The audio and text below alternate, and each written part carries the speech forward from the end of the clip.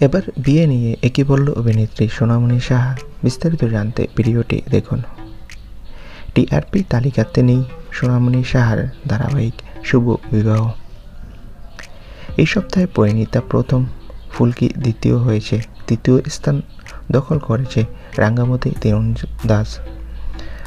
চতুর্থ স্থান চিরদিনই তুমি যে আমার।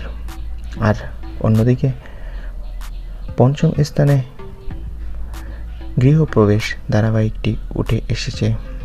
সম্প্রতি অভিনেত্রী সোনামণি সাহার সিরিয়াল শেষ হওয়ার খবর উঠেছে।